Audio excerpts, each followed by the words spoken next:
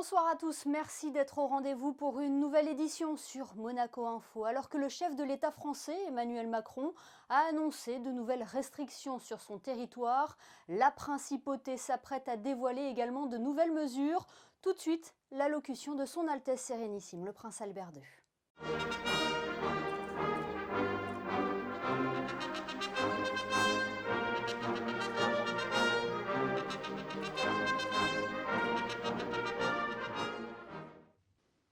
Chers compatriotes, chers résidents, chers acteurs de la vie économique et sociale de notre principauté. Ma pensée va d'abord ce soir vers nos amis niçois, si durement éprouvés ce jour par l'effroyable attaque meurtrière commise en l'église Notre-Dame. Je m'incline devant la douleur des familles et des communautés touchées. Je m'adresse maintenant à vous, alors que la pandémie de la Covid-19 progresse de manière forte partout dans le monde, et notamment en Europe.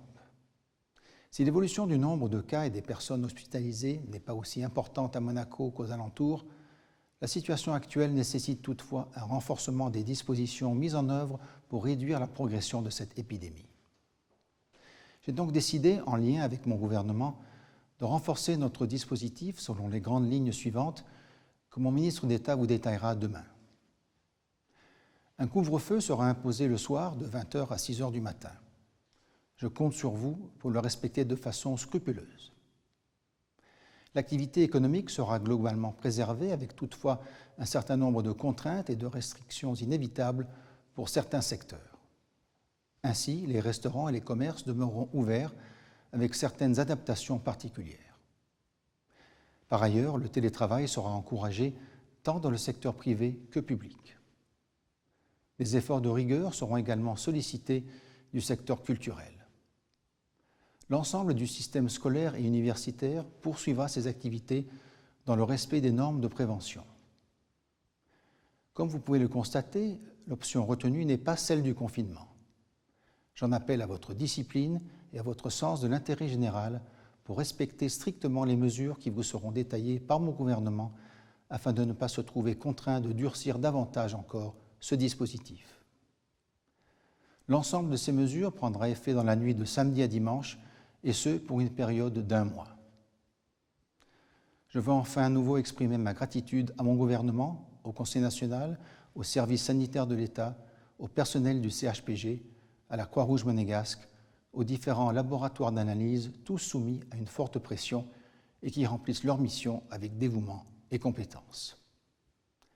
Je n'oublie pas non plus tous les services de sécurité particulièrement sollicités pendant cette période. C'est ensemble que nous surmonterons cette épreuve. Je sais pouvoir compter sur votre compréhension et votre mobilisation. Vive Monaco!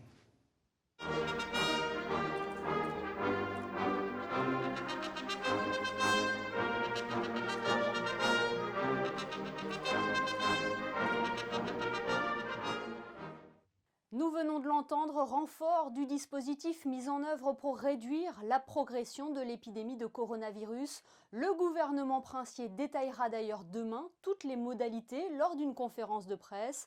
Frédéric Hélion, bonsoir. Que peut-on retenir de l'allocution de son Altesse Sérénissime le prince Albert II ? Bonsoir Émilie, ce que l'on peut retenir, et c'est l'information la plus importante, beaucoup de gens se posaient la question, il n'y aura pas de confinement en principauté.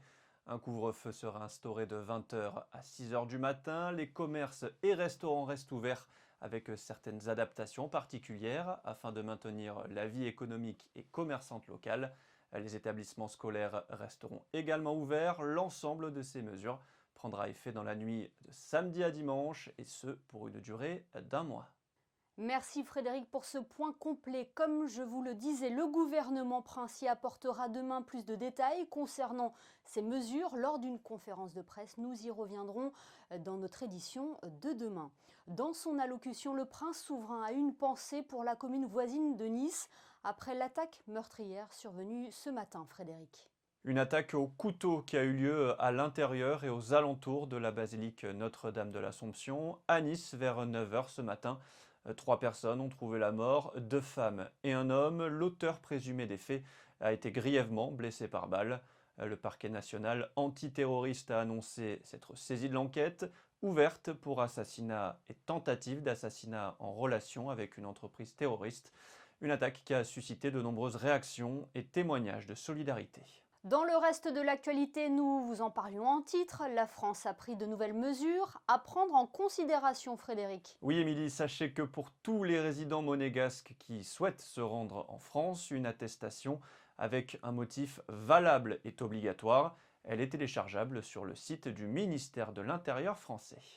Ces nouvelles mesures impactent plusieurs secteurs tels que le sport, mais les compétitions professionnelles peuvent continuer. La décision a été confirmée par la ministre déléguée au sport, Roxana Maracineanu, qui a déclaré hier soir à l'Assemblée nationale « Les semaines qui arrivent seront rudes économiquement mais aussi humainement. La continuité du sport qui se pratique comme un métier est aujourd'hui assurée. Les sportifs de haut niveau et les sportifs professionnels pourront donc continuer à s'entraîner. Les compétitions sportives professionnelles continueront donc pendant la période de reconfinement, Émilie. » Mais Frédéric, quelques fédérations ont toutefois décidé de reporter certains matchs. À l'image de la Ligue nationale de basket, dont le comité directeur a pris la décision de reporter la prochaine journée de Jeep Elite et de Pro B qui devait démarrer dès demain. Le Monaco-Strasbourg de samedi est donc reporté. Le comité directeur prendra une décision prochainement concernant les journées prévues au mois de novembre. Et pour être complet sur ce point sport, Frédéric, en gymnastique, la saison 2020-2021 du top 12 masculin ne débutera finalement pas ce week-end. Oui, la Fédération française de gymnastique a annoncé, au vu de la situation sanitaire actuelle et en raison des dernières mesures prises par le gouvernement français, notamment l'interdiction de la pratique de sport en intérieur pour les personnes majeures dans certains départements, le report du début de la saison de top 12, une décision prise pour garantir l'équité entre toutes les équipes, qui entraîne également une refonte de la phase de poule. Plus de matchs aller-retour sur 3 agrès, mais 2 matchs sur 6 agrès. Monaco se rendra donc à Oyonnax le 6 février prochain, avant de recevoir Valoris le 26 février. Il était parti le 15 octobre dernier de Monaco. Yvan Griboval est de retour après une expédition en mer d'une quinzaine de jours. Le navigateur a sillonné la Méditerranée pour collecter des données océanographiques, prélèvement qu'il a remis cette semaine à l'Ifremer. Bonsoir Yvan Griboval. Bonsoir. Rappelez-nous tout d'abord quel était le but de cette expédition scientifique.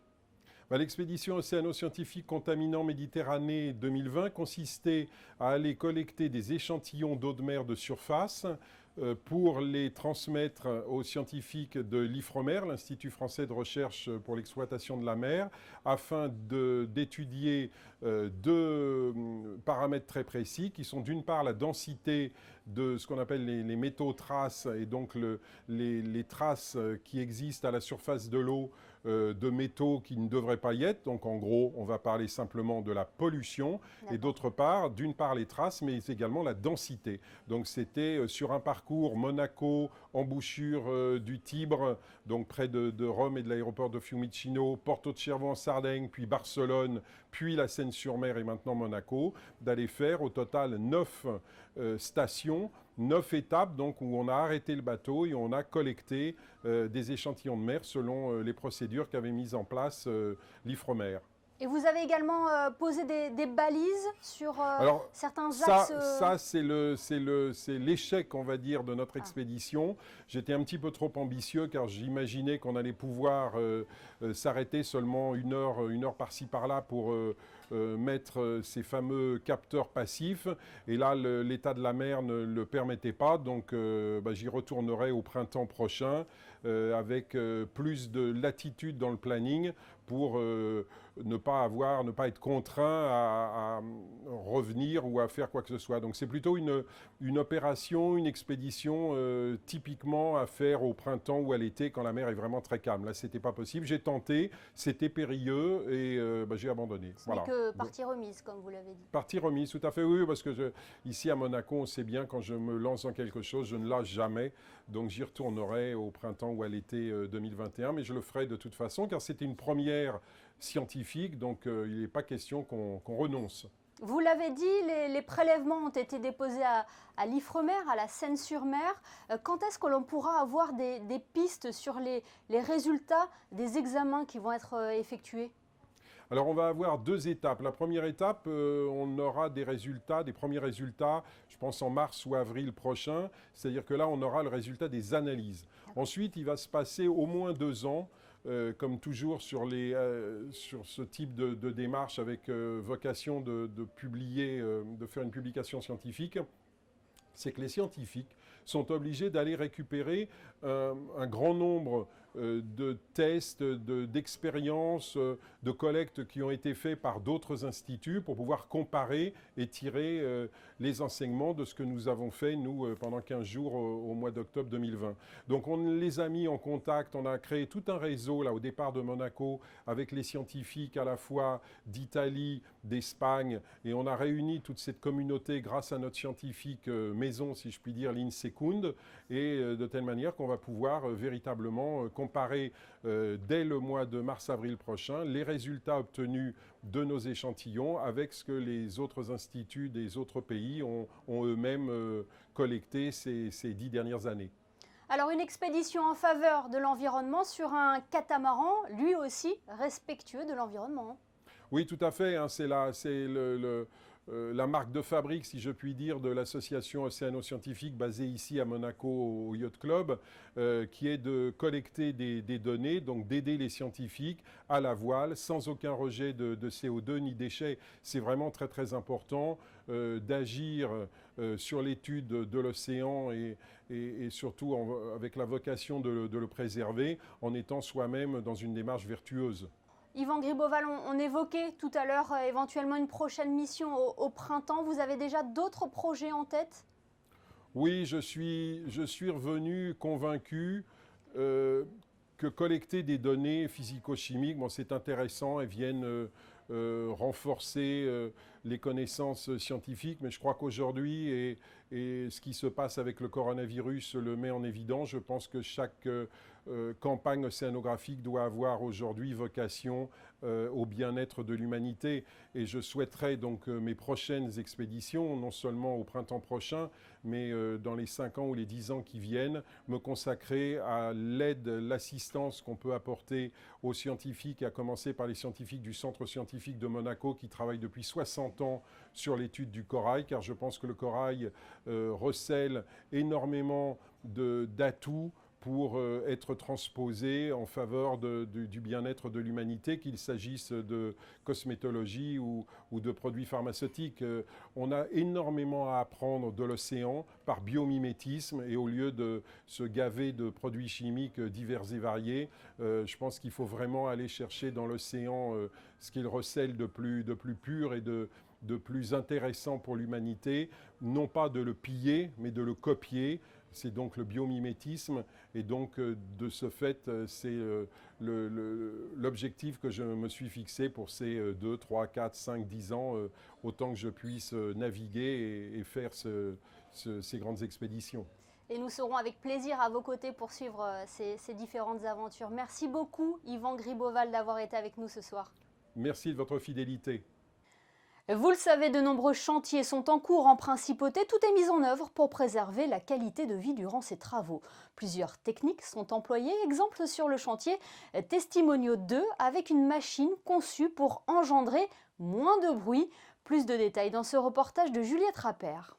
Le chantier Testimonio 2, en place depuis 3 ans, accueille une nouvelle recrue, Martine, surnom donné à l'hydrofraise électrique arrivée il y a quelques jours. Une première en principauté. Et c'est effectivement une première en Europe, en France et à Monaco. Voilà, donc elle est totalement électrique, alimentée par de l'énergie qui peut être verte en fonction de là où on branche la machine sur les chantiers. 3 ans de chantier, 3e modèle, cette hydrofraise électrique rentre dans l'engagement environnemental du groupe Vinci et Soletanche Bachy qui souhaitent réduire leur impact environnemental et sonore. Pour réduire l'impact, que ce soit carbone ou sonore, de nos engins, en fait, on prend le problème à la source, on le traite dès la conception de la machine. Et c'est pour ça qu'on a créé cette hydrofraise électrique. Le bureau Veritas a validé que son incidence sonore était 4 fois inférieure aux autres machines traditionnelles de la concurrence. L'hydrofraise Martine sera donc présente sur le chantier Testimonio 2 pour une durée de 4 mois. On retrouve à présent Frédéric Elion pour les prévisions météo. Quelles sont les prévisions pour la journée de vendredi, Frédéric ? Une journée plutôt ensoleillée, Émilie, jamais un ciel totalement dégagé avec l'apparition de passages nuageux par moments, mais le soleil brillera une bonne partie de la journée. Côté température, il fera 13 degrés le matin et 18 l'après-midi.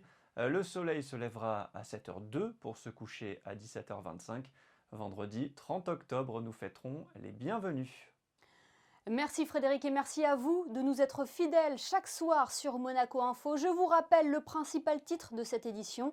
Son Altesse Sérénissime, le Prince Albert II, a annoncé un renfort du dispositif mis en œuvre pour réduire la progression de l'épidémie de coronavirus. Pas de confinement, mais notamment un couvre-feu instauré de 20h à 6h du matin. L'ensemble de ces mesures prendra effet dans la nuit de samedi à dimanche pour une durée d'1 mois. Nous reviendrons plus amplement sur ces mesures dans notre édition de demain avec les détails du gouvernement princier. Très belle soirée à tous sur Monaco Info.